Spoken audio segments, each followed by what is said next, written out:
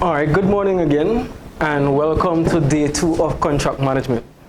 So today we're going to start by doing a recap activity from day 1, where we're going to recap on the terms and the clauses in a contract in order to make your contract valid. What I'll do for this session of the class is to ask you guys to split up. I want to say in groups of 5s, but the way you guys are already set up in rows, it might work out perfectly. Save for those at the back, it's only 4. I'm not sure if you guys, okay. So, all right, good. So this is our activity. What we want to do is go over the facts of this scenario. I'm sure this is something that you guys have seen before, similar facts whereby you go into an agreement with a supplier and that supplier failed to produce timely delivery, maybe it's an issue with quantity or even quality. In this scenario, it's all 3 issues. So we want to look at contractual clauses that we can enter in the contract that would address these issues. So if they do arise, there's already a dispute mechanism or mechanism to deal with any issue that may arise. So I'll say we could take 15 minutes to go over this and draft actual clauses that you believe would be able to protect your contract or your interests given the case that we have here. So if we could do that by tables, if you guys could go ahead and take, I would say, I'm not sure if we need an entire 15 minutes. We just want to know the reason behind your clauses and the clauses that you guys choose. All right, so we could start at the table with us for the 5 minutes.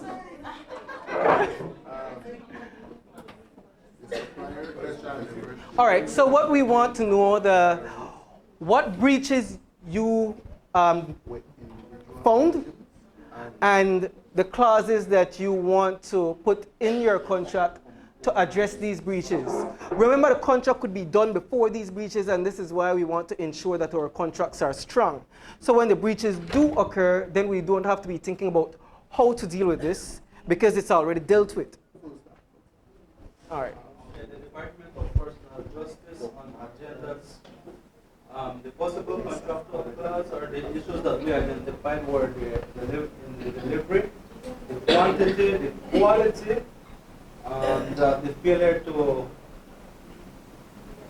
execute the personalization of the agendas. So one of the possible delivery clause that we came up with was where the parties agreed to the delivery of 250 personalized agendas to be delivered on the 22nd of December 2025 at number 117 North Front Street, Belize City, to Mr. Charles Galvez, the procurement officer, no later than 5 p.m. A fee of 5% will be withheld failure to do so. That's for the first. Very valid. Do you guys see the validity in that? The thing with contract drafting, it's not just about the technical terms. It's whatever term that you could add in to protect your interests. You guys being the procurement officer, I'm sure when there's a delivery that doesn't make it on time or specifications are wrong, who do they come to first? You. So you have to ensure that you're getting exactly what is required from the supplier and what you need. Yes, go ahead. In terms of the quantity clause, we thought that failure to provide the 250 personalized agendas a full refund of the amount not delivered and a 3% discount on the delivered amount will be deducted. The personalization clause, where any of the personalized agendas are found to be incorrectly spelled or the positions not accurately set on agenda, will be replaced with the corrections with no additional cost to the purchaser. Good. And the termination clause, whereas any issues are repeated in the delivery of the agendas, the department reserves the right to terminate the contract immediately with no repercussion or legal action. All right. Department. Read the clause for me one more time. Whereas where an issue or issues are repeated in the delivery of the agendas, the department reserves the right to terminate the contract immediately with no repercussion or legal action. All right, when you say an issue or issues reoccur, we want to be specific. By saying an issue reoccur, it's very general. Right, so what issue are we addressing? Or what issues are we addressing? So we could say performance issues, which deals with the entire performance of the contract. That includes delivery and delivery to specifications.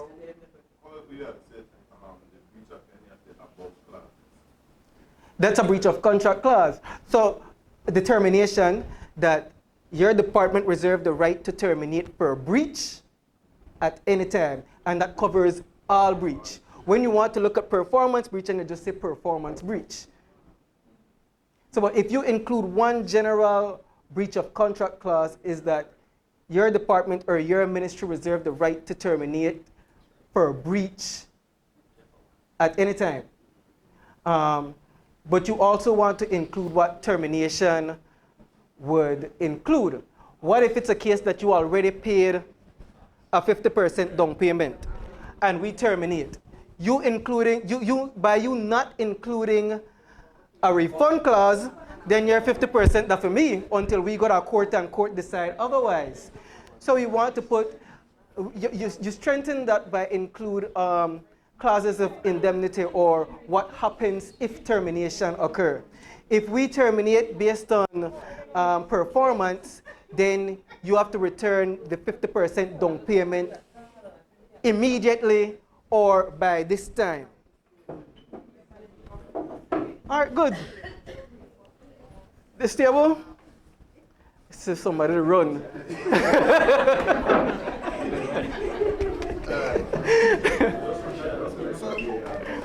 So you want me to state the issues or? Yes, please, the issues as well. I'm not sure if everybody in the area, but I think for me personally, I believe that we learn best from each other than for me stand up here and tell you guys the information. I believe in discussion we will learn much more, and so if everybody could hear you, then that would be good. Okay. So our group identified 4 main issues. Mm-hmm. The first issue was the delivery date and location, right? Because initially we had agreed that the agendas were to be delivered to our department on December 22nd, on or before December 22nd, and it was not. Therefore, we had to incur costs to go and retrieve the agendas. Unfortunately, when we arrived, we note that the amount that we ordered, the supplier did not have. We had ordered 250 and the supplier only had 200 agendas. And then in terms of the specifications of the agenda, we had asked for the agendas to be personalized with the names of the workers, and that was not done. And we also note that the quality of the agenda was not what we had asked for, because we had asked that. Question, sorry, I want to stop you right there, because I did this in this manner just to get the reaction. If you notice, no much, we said the agendas were of poor quality and did not contain key components such as bookmarkers and lists of public and bank holidays as you had expected. Not agreed. And that's a common mistake will happen in a public procurement. We expect to receive certain things, and then when you don't get it, then you're vexed. But there was no arrangement, no agreement that it must be of this quality and it must include these things. And again, I was telling this group, that's why it's so important to avoid general terms. Because you could easily replace that by saying that the supplier must produce the best quality or the best quality available to them. And as we said in the last class, using terms like the word best is very big and ambiguous. So best for me might be different for somebody else. And so while this wasn't an agreed term, this is something that you could address in your contract newly, because if you notice, it wasn't included in the contract. It's just say, as you had expected. And that's one of the biggest issues with contracts. We have expectation, and based on that expectation, we go into agreements without specifying. Because we expect you to give us this. But I like about what you can tell them. The purpose of about what you tell them, and the purpose that they want to exactly. Right. Right. But then your failure to be specific, put you in a problems like this. Because now if we go to court now based solely on this clause, and me as a supplier say, well, we agree that it may be agendas, we agree that the name may be upon it, but nobody say it couldn't be paper. Yeah. Yeah, correct.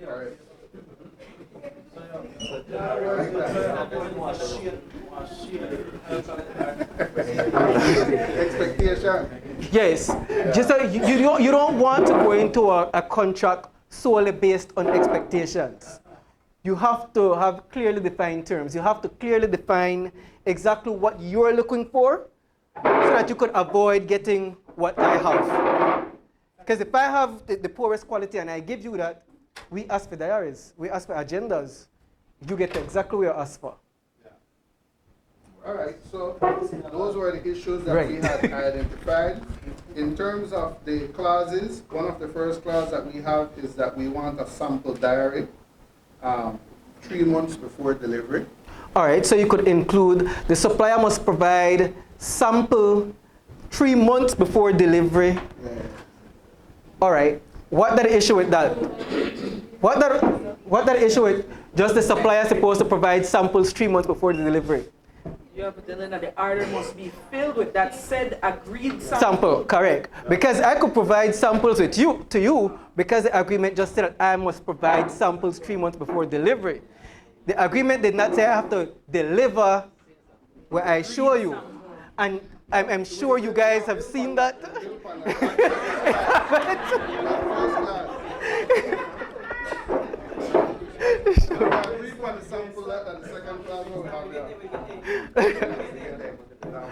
All right. Yeah. So the process. Yeah. So the second clause is that they agreed upon sample, and I think I'm making an error with that term right there because it should be before the order is placed in due.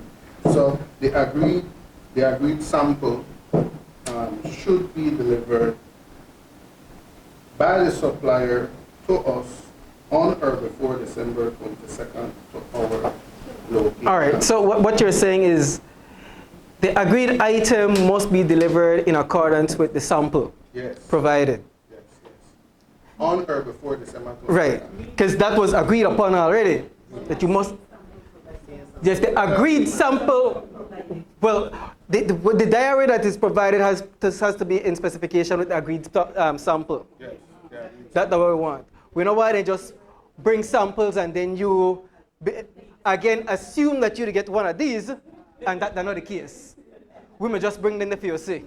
Because it could be that you ask for 200, you ask for 250, and then they bring you the sample, and then when they go back in a production, 250. they don't have 250 in stock of that said agreed sample, so they will give you 200, and then they supply the next 50 with another type of agenda. But they might not want to do that because of our penalties, right? Yes. Our penalties. Let's hear the penalties. Yeah, we'll get to that.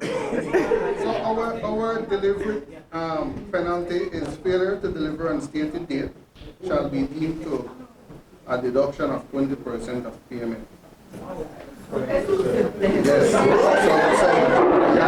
Question again, and I'm sorry because this will hold back a bit, but drafting your contract is one of the most important things. Read the clause again. Failure to deliver agendas on stated date shall be deemed for a deduction of 20% of payment. All right, so again, with the whole back question, but it's very important.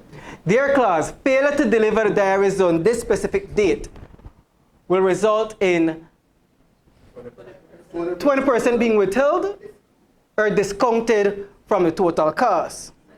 What that issue? Can you guys identify any issue in that clause? Failure to deliver diaries upon the date agreed will result in a 20% discount.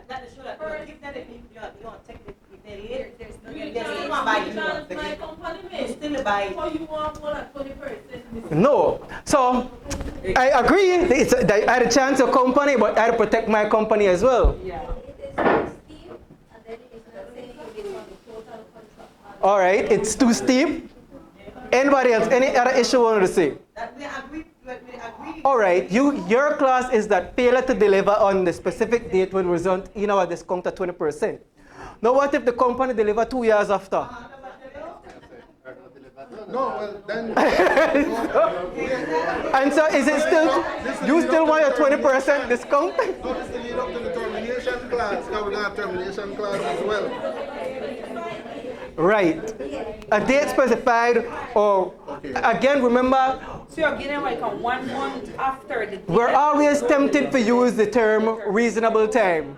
Reasonable time no exists. All right, so he said So that could lead, so that clause could lead up to your termination clause, exactly. Yes. All right.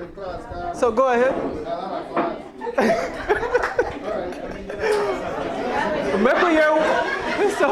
Make we hear one more class on this table and then we could go to the bar. All right, so make go to the payment class. Yes, all right.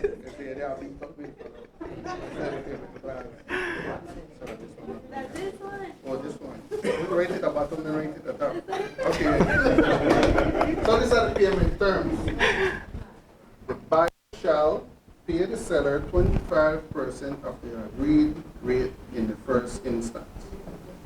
The payment schedule outlines a second payment upon preview of the quality specification at a rate of 50%. The final payment of 25% is met upon completion and delivery and verification of material obligations such as quality, quantity, and met delivery terms. Reference to page 2 for delivery terms. Or contract. I mean, a lot of pages.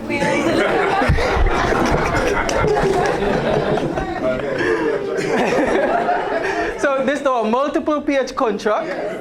And then we have penalties. This is the last one, and then I'm done. Last one. So penalties, performance breaches, consequences for performance breaches, whereby the seller fails to comply with the requirements. The seller must pay a fine equivalent to 15% of the total price to the buyer, which will be deducted from the final. All right, we can't say pay a fine, because fines are reserved for the government to collect. You can't collect fines. So you could just put it as compensation, and it's compensation for breach. It could be compensation for loss of profits. It all depends on your type of business, because if you're ordering something to resell, and you get it a month late, let's say Christmas stock. Imagine you order Christmas stock for your business and you get it in January. Look at the loss of profits, because there's no way you will have the ham and turkey.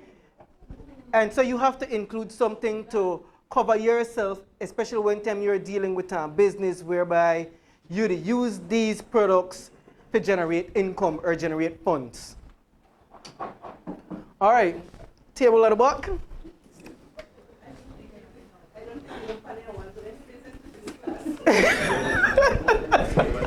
I don't think it's a case that companies will not want to do business.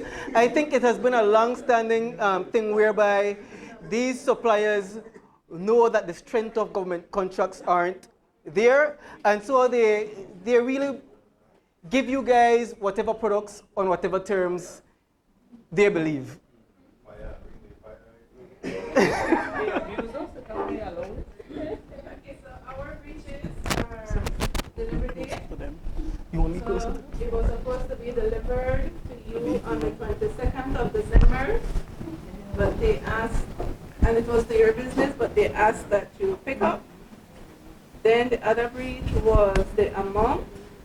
It was to be 250. Instead, there were only 200 at pickup time. The other was personalization.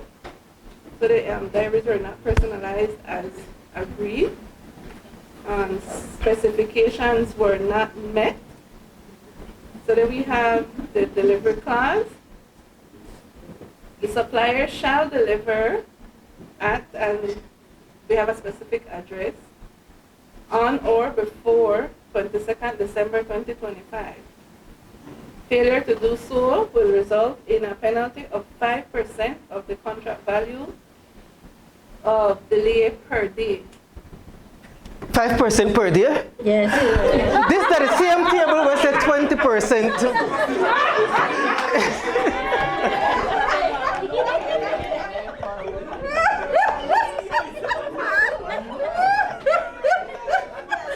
But again, you could include that, and it's up to me as a supplier to say if I want to enter into your contract with your stringent terms. So it's up to me. Exactly. So we are getting there. And then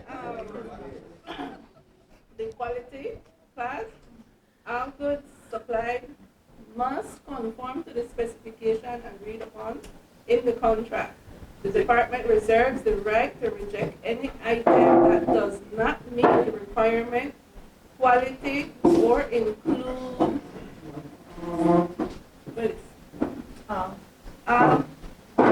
all agreed components. And then we All right, so a question about your rejection clause. You just say with a reject. Are you rejecting them under the assumption that you will not pay for them, or you will be reimbursed for them? You just reject. special counsel fire.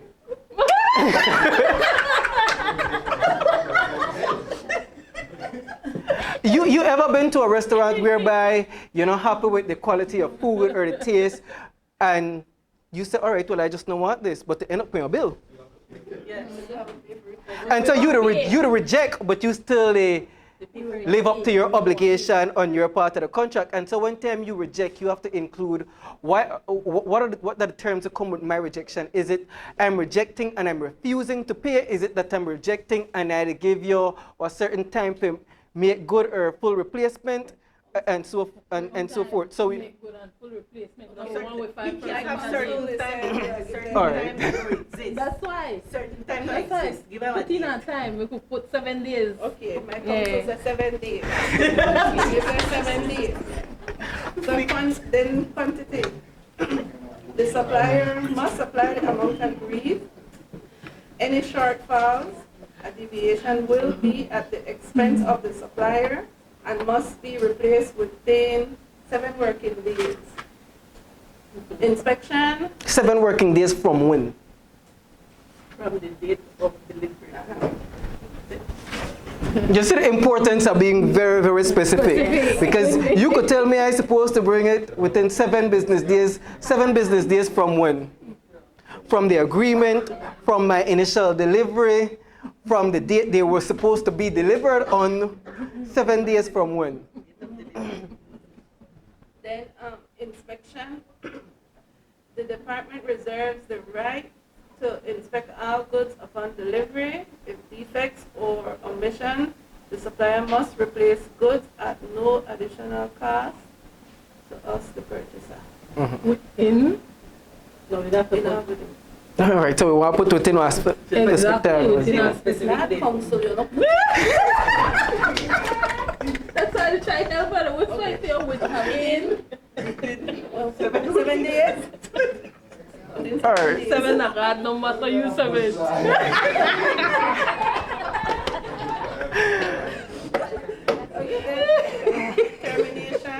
All right, let's hear the last one. In the event of significant breach, such as failure to deliver on time or supply agreed quantity and specification, the department reserves the right to terminate the contract and seek compensation for loss incurred. All right. So loss incurred. What are your losses? Time. If it's a business, So, but what is important? Your last clause. Can you read it again? In the event of significant breach, such as failure to deliver on time. All right, right there. You see, you said in the event of significant breach. A lot of contracts would have left it as that, and then it up to you have to go to court because the court have to determine what is significant breach. But what you did in order to mitigate that is to include what you consider significant breach. And that's exactly what we want to focus on, including everything so that we have no room for anything be interpreted differently from what you intended. So it's good that you have significant breach and you have what you interpret to be significant breach. All right, good. Stable? A group, this group is. Okay. So you want to identify the breaches and issues we identify? I think it's the same thing. So let's just go with the clauses. Okay, so the clauses we have scope of work. The supplier must agree to the design, produce, and delivery of 250 agendas with customized design, including name, position, bookmarks, holidays, etc. All right. So your sorry. Your clause is saying that the supplier must agree. This is our contract. The supplier agrees. Yeah. Not must agree, because when you put must, it's referring to something in the future. When would they agree? And so you want to include in your contract, the supplier agrees, whoever agrees, because we're agreeing to this, and by placing our signature on it, that's our final agreement. When we say must agree, it's referring to something in the future that I will agree at some point, but I have to. No. We have specifications clause. We have the dimensions of the agendas, customization, printed/engraved, front, the font, the corporate logo, to be pre-approved by the buyer. So we have to pre-approve. All right, good. We have the packaging, individual packs. We have to view a sample before production is approved too, before they go ahead. We approve the sample. Then we have delivery. The delivery should be made on or before December 22nd at the delivery location. And the supplier should notify the buyer at least 2 weeks prior to delivery date if there are delays, subject to buyer's written approval. And we have the payment schedule. We have 20% upon signing the contract. We will pay 20% upon signing the contract, and the additional 80% paid upon satisfactory delivery. What is satisfactory? Yes. What is satisfactory? You know, the word satisfactory, it's so tricky. I remember when I was graduating from sixth form, and all the sixth form diplomas said that you satisfactorily finished, and I felt some type of way because I graduated on a roll, and this says satisfactory. So to me, that meant that I met the bare minimum requirement. And so you want to avoid terms like that. Ensure that you're getting exactly what you're paying for. I'm paying for this there with this engravement. The engravement is in gold, and that is what I'm getting for. While you guys may not see the loss as your personal loss, the loss is still there whenever you don't receive what you want. As I was explaining to this table, when you look at something as delivery, and this supplier is telling you, I can't deliver to you, come for it. Put it in a situation whereby you're building a house, and your suppliers for blocks are in Corozal. Your supplier tell you already agreed on price and everything that they would deliver. And your supplier tell you, hey, too much is going on right now, I can't deliver. the cost on you to actually get those goods from there to your place is specifically on you. When it comes to your employer, a lot of us don't see it because in order to come out of my pocket, that's just an issue of sending somebody for it. But these still included in your costs. Remember, as an effective contract manager, you want to mitigate costs and risk and everything. So you want to keep your costs as minimal as possible, and those things do add up. Yes. In our case, in our contract case, being that we have a pre-approved sample, wouldn't that cover our satisfactory delivery based on our pre-approved sample that we have agreed to? That's for the quality. Because the pre-approved would have our design, our specification, our bookmarkers, and all of those. All right. And so instead of using the word satisfactory, you don't have to use that word at all. You could just say that whatever is delivered, the diary is delivered, must meet the specifications of the sample. And so you don't have to you could avoid the whole word satisfactory because, again, it's a word that it's up to interpretation and misuse and everything. Right. So, Okay, we have a warranty clause as well. Free from defect in material and workmanship. Replace at no additional cost within 10 business days for damage and printing errors. Failure to remedy within 7 days of notice, contract will be terminated. so another pay until everything is up to specifications. And they got 7 days. And then got 7 days, but you guys already have made a prepayment. So now, you see the thing with good drafted contracts, it motivates your supplier. Because there are people don't tell me if I don't come within 7 days, then they do this.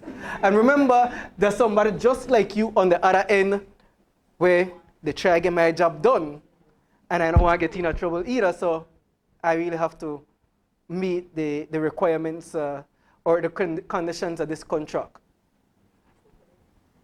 And then we have the lastly, sorry, the penalty / termination. Failure to deliver in I was saying sir, but I know that failure to deliver in a satisfactory manner will result in termination of contract and all advance payments returned to the buyer. Failure to deliver in a satisfactory manner. So you're not gonna like that one. But even, what do you guys think about that clause? Failure to deliver in a satisfactory manner. Do you think it's strong enough? Right? Right. But even if we say failure to deliver, when? So we want to go on specific dates and we want to include failure to deliver on agreed date. It could be agreed time and whatever. As I said before to this group, your contract could include all the terms beneficial to you. It's up to the supplier to say, I don't want to agree with this term. I don't want to agree with this term. And that is why in last class we went through the life cycle. And so you look at initiation and you look at negotiation. And that negotiation stage will be the stage whereby you and your supplier agree on terms. Because some supplier will tell you straight up, I can't give you in 3 months. So make we agree for 4.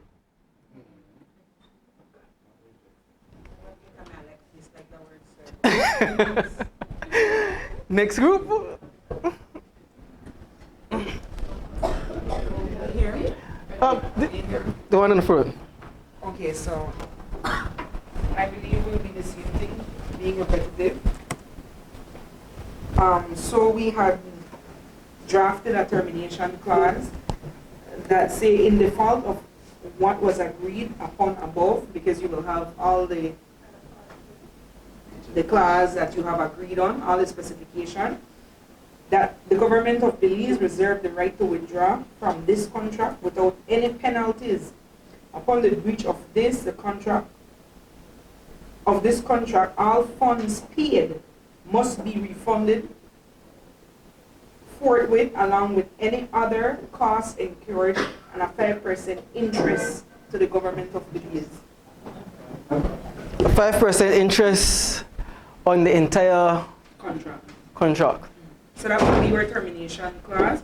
And another clause that we had put together was the quality of product, where we would be asking for our full order of 250 diaries to be delivered and to be kept to the standard and quality of the agreed samples. Standard and quality. That's it? That's the clause that we have. The two Because clauses. we go back to the same. All right. That's fine. I have a question. So in this case, what if we had identified like a model or like a reference number set? Would it make any difference if we put it in? Say, If you recognize a model or a reference number for the type of product that you want, actually strengthen your contract. And we will get there later within the course. It's like selling land. Right. I can't say, all right, I'm selling land located adjacent to UB on the right or left hand side or whatever it is. There is no specification. And so if you want to be as specific as possible, especially when it comes to products. If there's a product number or some type of specification number, a model number, whatever it is, you want to include that.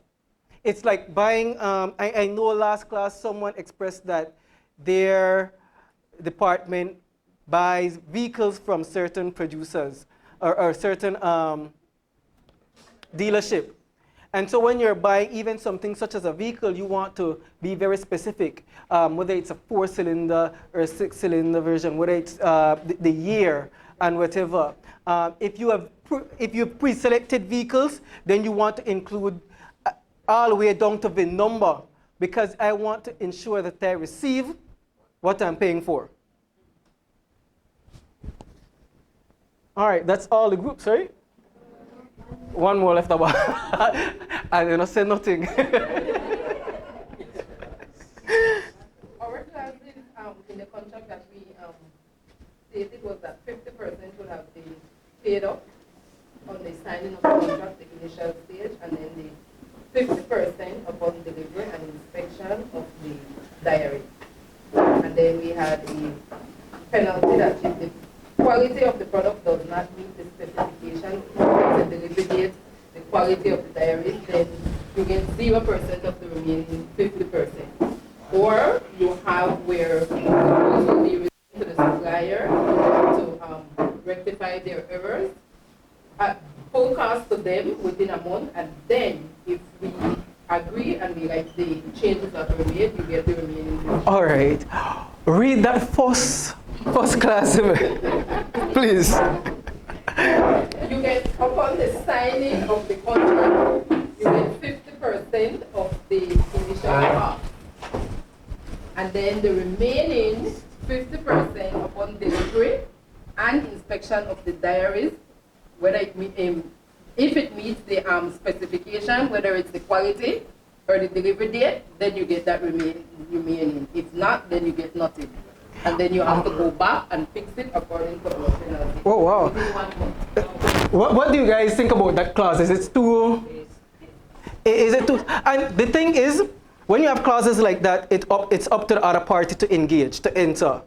If the other party engage and enter into a clause like that, and let's say they fail to deliver on something small, and you go to court with it. Let's say it's specifications, and instead of using one shade of purple, they used another shade. How would you deal with that? I know your termination clause already said that if you don't deliver up to specification, I will withhold 50%.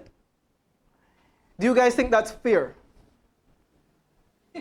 Yes, because we gone through, you send me samples and everything. Remember, we contracted to it, so it's binding. But is it fair? They're worse than the crowd. And I agree. And so with issues like this, and we will get into that in week 4 when we look at remedies, you would see that courts intend to be fair. Fairness is at the baseline of it. And so while that is a term that the other party has agreed to before entering into that contract, the court will look at that but we'd also look at fairness. You mean I bring 250 diary for Uno, and just because another shade purple Uno want, I know to get my 50%? So it's very rigid, not that it's bad. And it will motivate your supplier to try to be as precise as possible. What the problem with it is that when your supplier don't meet it, and it somehow ends up in front of the court, and the court will look at it and say, you know what, it's a minor breach. It's too rigid. This is a rigid repercussion for such a minor breach. And so your method of dealing with breaches has to be associated or carries the same weight as the breach itself. So in this case, I understand the agenda, so no matter what, like food by uniform and a different thing, because right. The shade, like in our case, we've had multiple instances where they don't present the correct color for our logo, so the blues and the greens are different. So we put the specific hue, whatever it is for our color, so we know that they're able to ensure provide the exact color. Right. And then for us it's difficult because lots of people say that they don't have this green that we have, but they have the colors of our logo. So there are only a few suppliers that have the mix apparently. And you see the thing, when you look at something like that, a court will establish the importance of the color. You cannot equate importance of a color on a diary to uniform. Because at the end of the day, that diary may not represent your department. You guys already spoke of what if possible transfers. But when you look at a specific color, let's look at something as simple as the Belize Police Department blue and their khaki. I believe there are specific suppliers within the country that can sell those colors because they represent something more than just the color. Now when we look at a diary,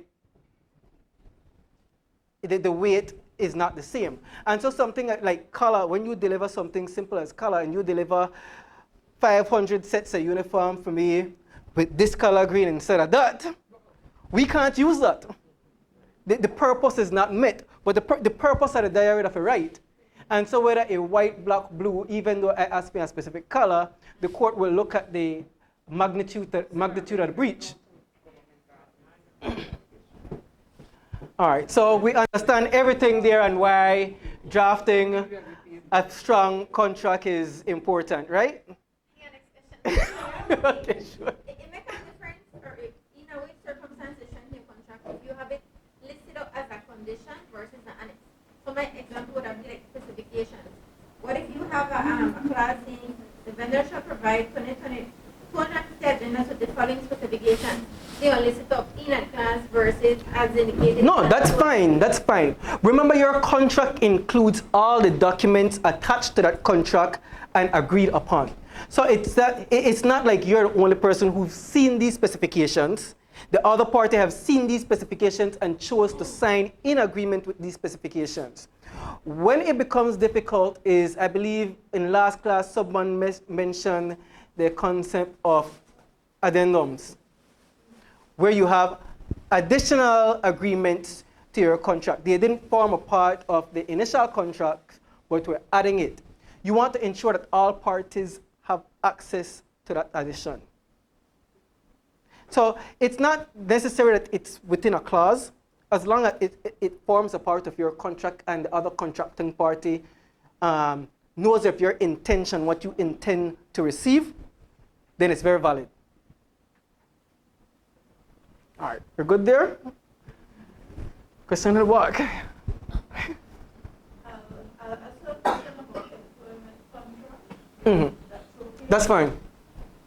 We usually do employment contracts to our nations overseas.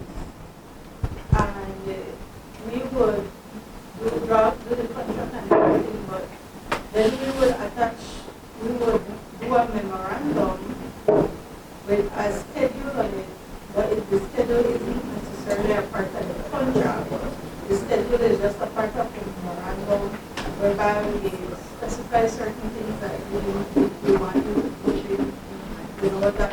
So would you say that maybe the best thing to do is put a schedule within the contract as opposed to just attach it to a memorandum?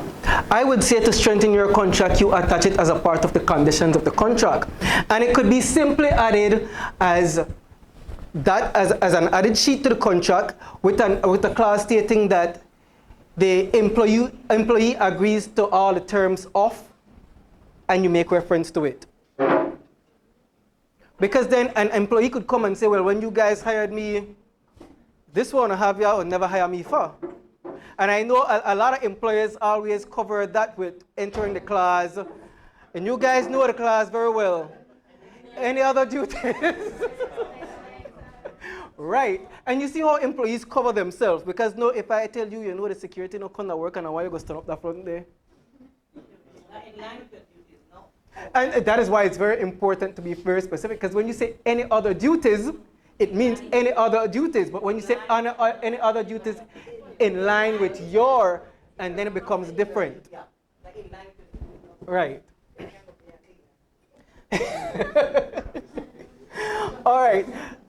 Well, I hope you guys gather some benefit from that exercise. And now we're looking at types of contracts. This is something that we briefly mentioned last class. There are different types of contracts. We may not use all. We might only use some. And you realize that the type of contract that you use is really dependent on your project, what you're looking for, what you're looking to get done, and who you're looking to contract with. Excuse me, one question. For we the public service, we don't normally use contract to purchase a lot of our inventory. Everything is a Purchase order. All right, your purchase order is a valid contract. As I said, day one, contracts may take different forms, they may have different looks, but contracts have several elements, and as long as we could satisfy all those elements, then it's a binding contract. Again, offer and agreement. When you present a purchase order, it comes with an offer. When they accept it, they accepted your offer. I'm offering to buy this, this, and this, and this for this price because that's the price I found online or that's the price that I have for you guys. So the offer and the agreement has been made. Any specifications that orally or written that comes with that purchase order must be agreed with. It's just that we're in a bad practice of not documenting oral agreements. As I said, in Belize, contracts are not necessarily required to be written. We do enforce oral contracts. The problem with enforcing oral contracts is because when we reach court, what you say and what I say, unless you had somebody there, and then it still end up to be what Ono say against what I say. So it's very important to document it. It's very important to be very specific on your purchase orders or to send clauses along with your purchase orders. We usually use the requisition. The requisition, when you get a requisition order from the business, usually comes with the code or comes with the specification of what it is, right. And so you want to ensure that you're getting those items.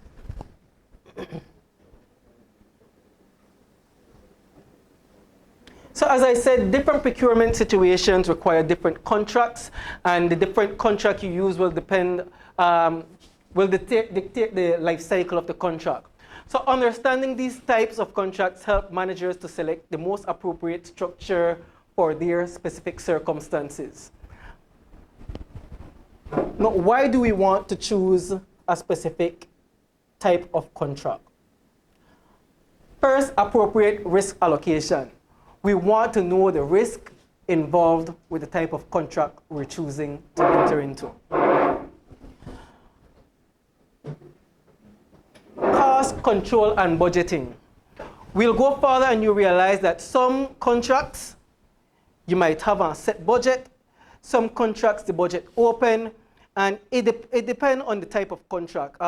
It's hard to estimate some type of contract. If you look at building and construction. You ask any person in a construction right now, they'll tell you building supplies price change every single day. I mean, literally every day. You call today at one price, you call tomorrow, and it not go wrong. It changed, but it not go wrong. And so when you have a contract to build a house, you want to choose what type of contract you want to build, you want to use. Are we choosing to pay based on square feet, or are we choosing to pay based on completion? Because I could tell this contractor, all right, I have $200,000 to build this house. Two things will happen. If the contractor take long, it's still they collect based on your agreement, price gone up. And so you realize your $200,000 done and you only the foundation high. Or it could be a case whereby I tell this contractor, $200,000 I have to build this house, and he tell you, all right, we're going to deal with that. As you guys know, their contractors get all their big discounts for everywhere else. Do we agree that we share this discount? Do I agree with you that if you deliver under $200 that you get some type of incentive fee? Or if you deliver, because if the contractor take long and prices keep going up, is that your fault? And so we have to also make agreements. What happens if the contractor defaults on time or time constraints? Do we share additional costs? And those are stuff you could include in all contracts. If you build a house to me and I tell you, well, you know, if you're not finishing in 5 months, or if you're not finished at $200,000, anything above, you have to take on or share it.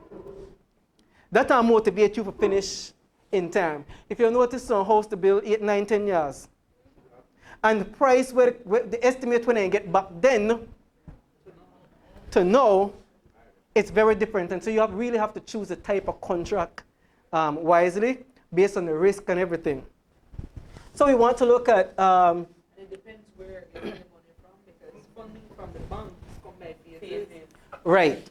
So if your contractor doesn't meet the phase, then your dispersal from the bank don't want to move. And that's why it's important to choose the type of contract. Going through this piece, we will look at the different type of contract. You will see exact contracts that apply to building and construction when it comes to different procurement needs and so forth. So choosing the accurate, the proper type of contract, it helps you with cost and control budgeting. Knowing the contract type helps determine how costs will be calculated, monitored, and controlled. Again, as I said, when you're building a house, it's very, very different. You can't say, you and a contractor could agree that, all right, the contractor would charge you $50,000 to do this foundation. And then that $50,000 include material. Again, material price changes. That contractor will stop if he noticed that $50,000 upon me, because I take long and price change. And so you have to ensure that the contract includes all the clauses to protect you. Clarity of obligations. Again, we just discussed why it's important to be clear about where to look for, about what you need. No satisfactory. Legal compliance. You want to ensure that your contract comply with all legal requirements.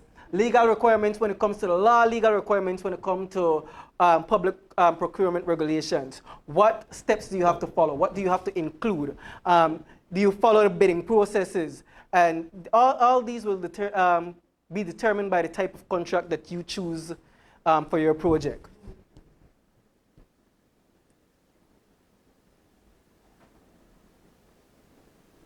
It also helps with improve negotiation and the overall contract management. So the first type of contract that we want to look at, fixed price. I think this is what the government mostly use, right? Fixed price contract is where we enter into a contract and the price has already been determined. Now, for example, would you say we could use fixed price type of contract to, again, construct a classroom? Could we use a fixed price? You have a $250,000 budget and that's a fixed price. You go to a contractor for build this classroom. Do we use that type of contract to build up a classroom? What do you guys think? Would it be effective? One fixed price. I have $250,000 and I will give you that and you build a house. You build my house for me. That's how a fixed price contract work.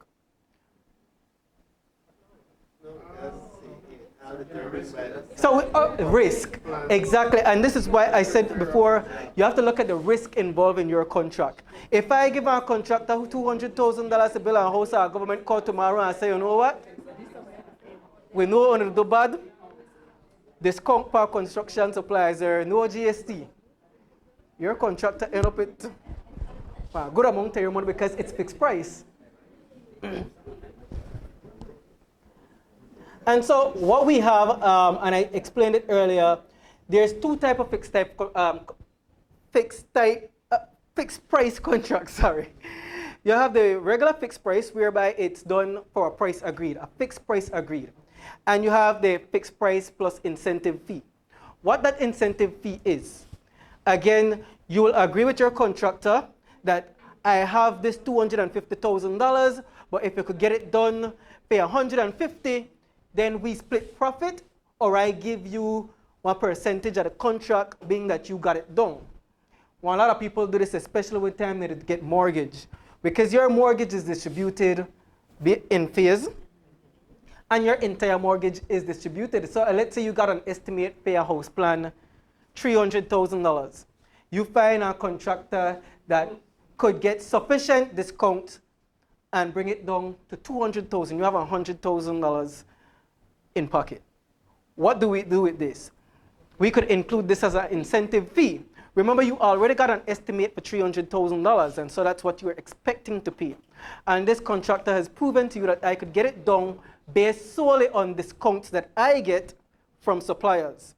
And so you give your contractor an incentive fee to produce your house at a lower cost. So that is what we call fixed price with incentive fee. There is an example here. Again, all this material is available to you guys, or will be available to you guys. So example, a ministry enters into a contract to purchase 500 laptops for $250,000. Regardless of supplier's cost, price remains fixed.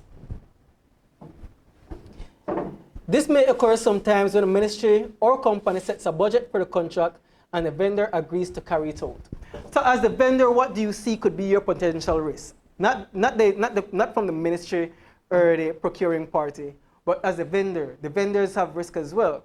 Because if I'm telling you that I'm paying you this and price go up, then who take on the cost? Shipping price fluctuates. Right. Shipping, duty, all of that. And so you realize that fixed price plus incentive fee are not a type of contract that you want to use in your type of business.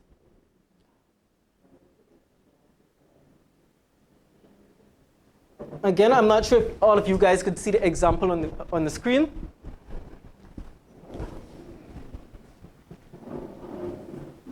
So if the contractor can deliver the project below the target cost, the saving share may be between, or they may agree on saving shares based on ratio. Let's say 70-30. Remember, it's a situation whereby I'm paying you $300,000 to construct a building for me, or construct a house for me, and you finish it with $250,000. Now we're going to agree on how we share the remaining amount. Is it that the contractor takes 30% and I keep 70%, or how we want to go about doing that? And that's pretty much the basis of a fixed price plus incentive fee. Here's an example. I hope you guys could see this because I'm not able to, I don't think I could fully explain that without you seeing it. But it's an example of both types of contracts, the fixed price plus incentive fee and just the regular fixed price.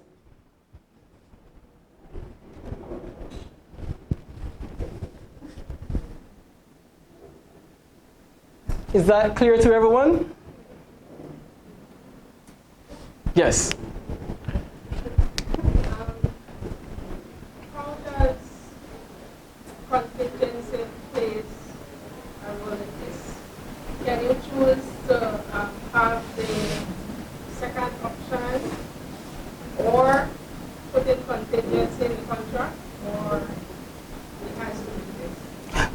definitely be in contingency. Do you want to give us an example so that everybody understand your question?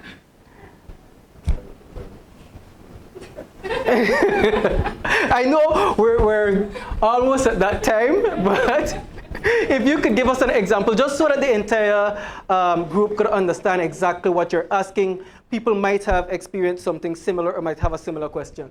For example, when I was at a prayer ministry, we did rehabilitation of a road.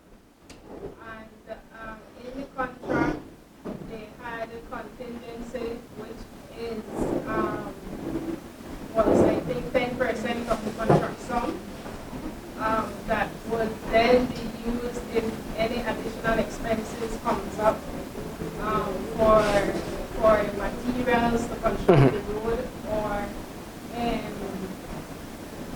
anything of that nature. All right, and see, that is something that you also want to include in your contractual terms. Should the contractor or the project fall below budget, then there's a maximum contingency fund of $100,000, $10,000. Your contract must also include how that contingency fund is being spent. Because if your contractor just decide to get up and say, well, today I'll feed everybody where to work on this road, then is that fair?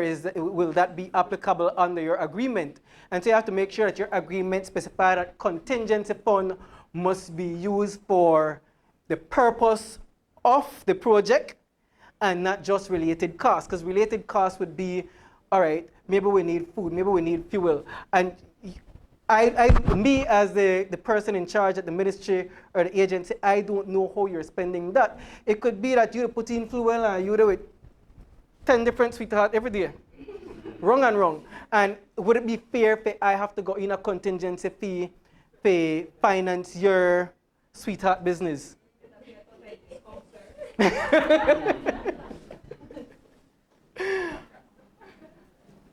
All right, and then here we have some advantages, limitations, and when to use a fixed price contract. We're almost finished with this section, but when to use. When scope of work is well defined. When the scope of work is well defined and you know what you're dealing with, you want to set a fixed price because everything is there. I know I'm getting this and I know I'm paying this. So everything is clearly defined. You want to use a fixed price contract. It's like you're buying a phone. Every time I buy a phone or buy something, we enter into a fixed price contract. The supplier tell you this stuff is $250.